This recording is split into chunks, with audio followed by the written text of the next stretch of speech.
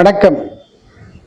அருமை பக்தகோடி பெருமக்களுக்கும் ஆன்மீக நண்பர்களுக்கும் இன்றைய தினத்திலே சிவபெருமானுடைய திருவிளையாடலை நாம் ஒவ்வொரு பகுதியாக பிரித்து இன்றைக்கு பேச இருக்கின்றோம். இன்றைக்கு நாம் பேசக்கூடிய தலைப்பு இறைவனுடைய பிட்டுக்கு மண் சுமந்த படலத்திலிருந்து நாம் இப்பொழுது ஒரு பாடல் பாடி அதன் வாயிலாக நாம் கதைக்குள்ளே நுழைவோம். வைகை பெருநதியிலே மிகப்பெரிய வெள்ளம் ஏற்படுகின்றது. அப்படி வெள்ளம் ஏற்படும் பொழுது பாண்டிய மன்னன் ஒவ்வொரு குடிமகனுக்கும் நிலங்களை அளந்துவிட்டு அங்கே நிலங்களை அளந்த பகுதியை அடைக்க வேண்டும் என்பது உரிமை சட்டம். அப்படி எல்லா இடங்களையும் அளந்து விடப்படுகிறது. அப்படி ஒவ்வொரு குடிமகனுக்கும் வழங்கப்பட்டதை போல அங்கே ஒரு 1000 பிறகின்ற அந்த பெண்மணி அவந்தி என்ற பெண்ணுடைய அவர் ஆதிசைவர் இறைவனை தொழுது இறைவனுடைய நாமங்களை செப்பக்கூடியவர். அப்படி இருப்பவருக்கு பாண்டியம்மனுடைய இந்த அறிவிப்பு அவருக்கு அதிர்ச்சி ஏற்படுத்தக்கூடிய வகையில் இருக்கின்றது. அப்படி அனைவருக்கும் உள்ள பங்கை அடைப்பதற்கு தானாகவோ அல்லது கூலி ஆட்களை வைத்தோ வேலை செய்து முடிக்கின்றார்கள். ஆனால் ஒரே ஒரு பகுதி மட்டும் அங்கே கரை அடைபடவில்லை. அது யார் என்றால் இந்த 1000 பிறகின்ற மூதாட்டி அவந்தி. அந்த பெண்மணி இறை பக்தியால் மிகுந்தவர். மதுரைம்பத்திலே பிட்டு சுட்டு விற்று வாழக்கூடியவர். அப்படி வாழக்கூடியவருக்கு ஒரு பெரிய சோதனையாக அமைந்து விடுகிறது. அவர் சோமசுந்தர பெருமானிடம் மனதுக்குள்ளே கவலைப்படுகின்றார். ஐயா, எனக்கு ஒரு துன்பம் எழுந்திருக்கிறது, இதை நீங்கள் தீர்க்க வேண்டும் என்று மனமுருக வேண்டிக் கொள்கின்றார். அங்கே சோமசுந்தர கடவுள் தன்னுடைய திருவிளையாடலை நிறுத்துவதற்காக அங்கே ஒரு வேலையாளை போல தலையிலே ஒரு கூடை வைத்து அங்கே இரும்பு மம்பட்டியை தோளில் சாய்த்து ஒரு கூலியாளை போல என்னை கூலிக்கு யார் கொள்கிறார்கள் என்று கூவிக்கொண்டே வருகின்றார். அப்படி வரும் பட்சத்திலே அவந்தியினுடைய அந்த பிட்டு கடைக்கு பக்கத்தில் வருகிறார். அவந்தி பாட்டி கைச்சாடையின் மூலம் அழைக்கின்றார். அங்கே அழைத்தவுடன் எம்பெருமான இளையனார் வேலைக்காரன் உருவத்தில் வந்து என்ன பாட்டி அழைக்கிறீர்கள் என்று கேட்கிறார். ஐயா, இது போல பாண்டிய மன்னன் வைகையிலே 6 பெருக்கெடுத்து ஓடுகிறது, எனவே அடைக்க வேண்டும் என்று சொல்லியிருக்கிறார். ஒவ்வொருவருக்கும் ஒரு பகுதி அடைத்துள்ளார். நானோ வயது மூதாட்டி, என்னால் வேலை செய்ய முடியாது. எனவே அந்த இடத்தை அடைத்ததற்கு நீங்கள் வேலைக்கு வருவீர்களா என கேட்கிறார். எம்பெருமானால் சிரித்துக் கொண்டே, சரி பாட்டி, நீங்க இப்படி சொல்லுங்கள், நான் செய்கிறேன், அதற்கு நீங்க என்ன கூலி தருவீர்கள் என்று கேட்கிறார். பாட்டி சொல்கிறார், அப்பா, பெரிய அளவில் கூலி என்னால் கொடுக்க முடியாது, உன் வயிறு நிரம்பும் அளவிற்கு நான் பிட்டு தருவேன் என்று சொல்கிறார். அப்படியா பாட்டி? அப்படின்னு சொல்ல, பாட்டி வேலையை முடித்து வா, உனக்கு நான் பிட்டு தருகிறேன் என்கிறார். அப்பொழுதே சிவபெருமான் இந்த அட்வான்ஸ் பேமெண்ட் எனக்கூடிய முன்பணமாக கொடுப்பது போல அப்பொழுது இறைவன் கேட்கின்றார், எனக்கு வயிறு பசி மிகவும் உள்ளது, எனவே அதற்குரிய கூலியை எனக்கு முன்னாடியே கொடுத்து என்னை வேலைக்கு அமர்த்திக் கொள் பாட்டி என்று அன்பொழுக கேட்கின்றார். பாட்டி வேறு வழி இல்லாது அவருக்கு தன்னுடைய சூடான புட்டை அங்கே தேங்காய் திருவளை தூவி அங்கே சர்க்கரை தூவி அங்கே நல்லெண்ணெயை தூவி ஒரு சுவையான அந்த பிட்டை தருகின்றார். இறைவன் பிட்டை மட்டும் உண்ணவில்லை, அந்த அவந்தி பாட்டினுடைய அன்பையும் சேர்த்து உண்ணுகிறார்.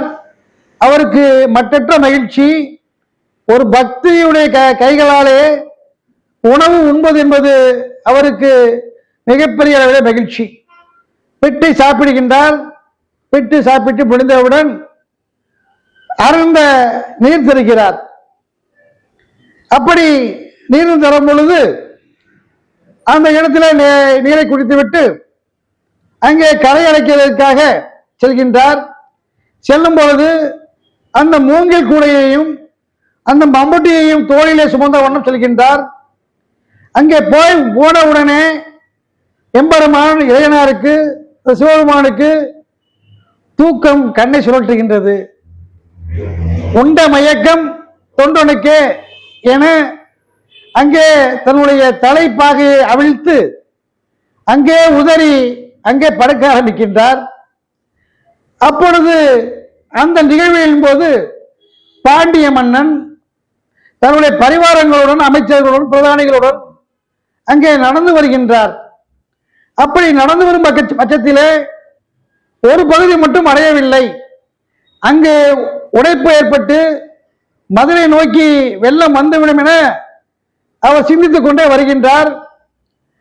அங்கே இருந்த மந்திரி பிரதிநிதிகளும் கேட்கிறார், இது யாருடைய கரை, ஏன் அடைபடவில்லை என்று சொல்கிறார். மன்னா, இது அவந்திப்பாட்டிக்குரிய இடம், அதற்கு ஒரு வேலையாளை நியமித்திருக்கிறார். அந்த வேலையால் வேலை செய்யவில்லை. அவன் என்ன செய்கிறான் என்றால் அங்கே தூங்கிக் கொண்டிருக்கிறான் என்று சொல்கிறார்கள். உடனே மன்னர் அப்படி நிகழ்ந்து நடந்து கொண்டே இருக்கின்றார். அப்பொழுது மந்திரி பிரதானிகள் அவரை எழுப்பி விடுகிறார்கள். இறைவனை, எப்பா மன்னர் வந்துவிட்டார், எனவே நீ போய் உன்னுடைய கரையை அடை என்றார். இறைவன் திருவிளையாடல் நாயகன், சிறப்பானவன், மற்றவர்களை விளையாடலை செய்து திருவிளையாடல் நாயகன். எனவே ஒரு கூட நிறைய மண்ணை அள்ளுகிறார், மண் வெட்டி வைத்துக் கொண்டு அள்ளுகிறார். அதிக கனம் இருப்பதாக பாதியை கீழே கொட்டுகிறார். கொஞ்சம் செல்கிறார், மேலும் பாரம் இருப்பதாக சொல்லி கூடையில் இருந்த காவாசி மண்ணையும் கொட்டுகிறார். அப்படி போகும்போது அவரே வேண்டுமென்ற நடித்து கால் இடறி கீழே விடுவது போல அந்த மண்ணையும் கொட்டி விடுகிறார். இப்படியே விளையாட்டு ஓடுகின்றது. பாண்டிய மன்னனுக்கு திருப்பி ஒவ்வொரு இடங்களில் ஆகி வரும்போது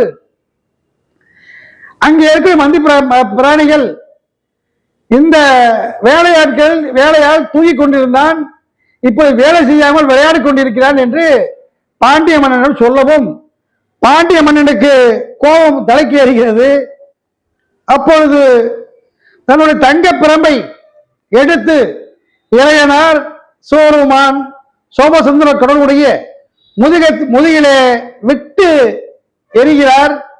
அங்கே அவருக்கு ஒரு கொடுந்தொலை தளம்பு உருவாகிறது. அப்படி அந்த தளம்பு ஒவ்வொரு கர்ப்பப்பையில் உள்ள ஒவ்வொரு குழந்தைக்கும் மரங்கள், செடி, கொடி, விலங்கினங்கள், பறவைகள் இப்படி அனைவருக்குமே விழுந்து, ஏன் பாண்டிய மன்னனுக்கு அவன் அடித்த அடி ஒரு கோடு, அந்த தர்ம கோடு விழுந்திருக்கின்றது. மன்னனுக்கு ஒரே அதிர்ச்சி, வந்தவன் சாதாரண ஆள் இல்லை, இவன் ஏதோ சித்து செய்கிறான் என்று நினைக்கின்றான். அப்பொழுது அவருடைய அந்த கண்ணுடைய பிரகாசத்தையும் அவருடைய இந்த தேஜஸ் பொலிவையை பார்த்து அவர் சந்தேகிக்கிறார், இவர் இறைவன் போல் இருக்கிறது என்று அவர் மனதிலே ஆள் மனதிலே சிறு ஒரு நிகழ்வு, ஒரு ஸ்பார்க் உண்டாகின்றது. அப்படி உண்டாகும் பட்சத்திலே இளைஞர் தன்னுடைய மம்பட்டியை எடுத்து கூடை நிறைய மண்ணை அள்ளி அப்படியே கூடையை கொட்டுகின்றார். வெள்ளம் வழிந்து ஓடுகின்றது. இதை நம்முடைய இறைவன் இப்படி இறைவனை அடித்த காரணத்தால் அடையாளம் பட ஒருவன் அடித்த கொடுஞ்சிலை தழும்பும் தொடையாது ஒன்று தந்தன் தொழிற்தருகின்ற கல்லும் போல் உடையானே பொறுத்ததோ உன்னருமை திருமேனி என அழகாக விளக்குகின்றார். இறைவன் தானே கல்லால் அடிபடுகிறான், தானே பிட்டுக்கு மண் சுமந்த படத்தில் போல அங்கே பிரம்மா அடிபடுகிறான். இப்படி எண்ணற்ற விளையாட்டுகள் செய்யக்கூடிய சித்தன் பித்தன் எம்பெருமான் சிவனாருடைய இந்த நிகழ்வை இன்றைய தினத்திலே சிவராத்திரி தினத்திலே சொல்லி இதை கேட்பவர்களும் பார்ப்பவர்களும் ரசிப்பவர்களும் அனைவரும் நீடோடி வாழ வேண்டும் என்றும் அவர்களுக்கு இறையனார் எல்லா வல்ல செலவங்களை அடித்து அனைவரையும் காப்பாற்ற வேண்டும் என இறைஞ்சி வேண்டிக் கொள்கின்றேன். நன்றி, வணக்கம். நமச்சிவாய வாழ்க, நாதன் வாழ்க. நமச்சிவாயம், நமச்சிவாயம், நமச்சிவாயம். தைரியத்தை முருகன் காலடியில் சேர்க்கும் காவடிகள் எடுத்து வந்து பழனி மலைப்படி மிதித்து ஞான வழி திறக்கும்